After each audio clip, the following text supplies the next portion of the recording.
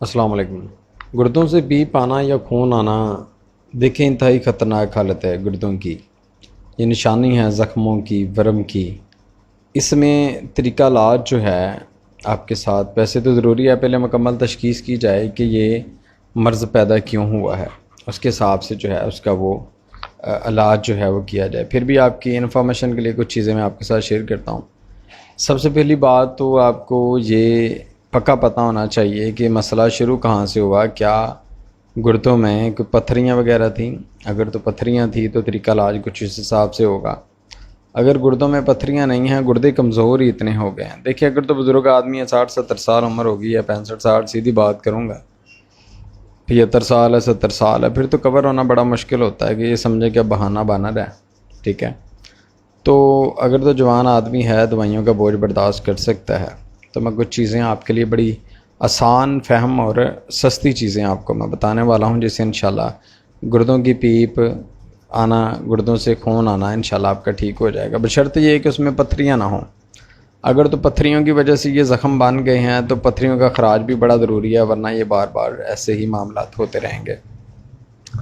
तो अगर in this case अगर पत्थरियाँ नहीं हैं, आप भाई ने मैसेज किया था, उसका भी नोट फरमा लें, इंशाल्लाह अल्लाह पाक की ज़ात ने चाहा तो लाजमी ठीक हो जाएंगे।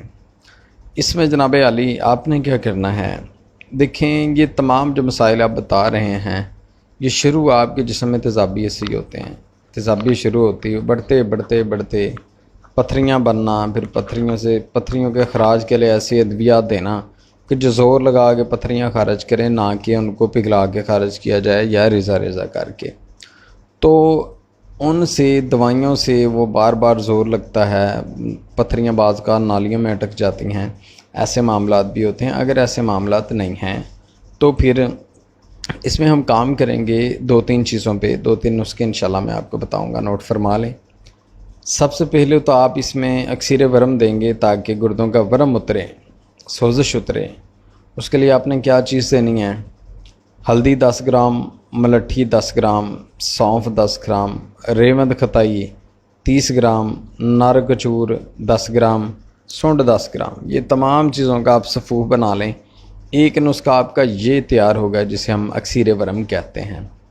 दूसरा, इसमें आपने क्या करना है कि सूंड अदरक, जिसे खुशक अदरक भी कहते हैं, सूंड 50 ग्राम, नशादर ठीकरी 20 ग्राम, इसे कम कर लें क्योंकि ज़ख़म, जब मामला ज़ख़मों के आ जाते हैं तब ये अपना थोड़ा इफ़ेक्ट भी रखती है। इसे 10 ग्राम कर लें। सूंड 50 ग्राम, 10 ग्राम इसमें आप डालें नशादर ठीकरी, 10 ग्राम इसमें आप काली मिर्च डालें। अगर मरीज़ को कब्ज़ भी रहती है तो इसमें सना मक्की भी आप 30-40 ग्राम ऐड कर लें। इसके अलावा ये आपका दूसरा नुस्खा हो गया। 3-4 नुस्खे आपने इस्तेमाल करने मिक्स करके। अब तीसरा नोट फरमा लें।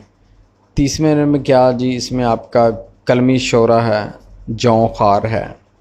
इसके अंदर कलमी शोरा हो गया, आपका जौ खार होगी। इसके अलावा आप इसमें कुस्त शीरी, जिसे कोठ शीरी भी कहते हैं, कुस्त शीरी आप इसके अंदर मिलाएंगे। ये आपकी 3 नुस्खा जात आपकी हो गए। अब इसकी आपने मकदार खुराक कैसे लेनी है वो मैं आपको बता देता हूँ। इसमें जनाब साहब आपने ये 3 नुस्खे हैं। चौथा, आपने पखड़ा जो है, जो पखड़ा होता है, खार खुश्क भी कहते हैं, कांटे कांटे से होते हैं, इसे पिसवा के एक पाउडर आपने इसका बना के रख लेना। ये 4 चीज़ें आपकी तैयार हो गई। अब जो अक्सीर वरम है, और अक्सीर वरम आप बराबर वज़न लें, 3 चम्मच या 4 चम्मच आप इसके ले लें। उसके बाद आपने थोड़ा जो है आपने वो ले लेना है, उसका जो आपको सुंड वाला बताया, इसे हम 5 शदीद या 5 मलयन हम इसे कहेंगे। दूसरा आपका नुस्खा ये हो गया।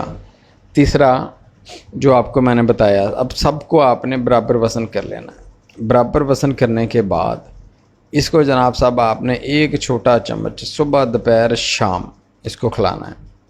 दिन में 2 बार आप इसे पखड़े का सफ़ूफ देंगे, बखड़ा या खार खुश्क जिसे कहा, उसका आप 1 छोटा चम्मच सुबह, 1 छोटा चम्मच शाम आप उसको देंगे। ठीक है, और इसको आपने पानी, अरकियात आप इसमें इस्तेमाल करेंगे। अरके मको ले आएँ, अरके कासनी ले आएँ। ठीक है, ये 2-3 जो अरकियात हैं, अरके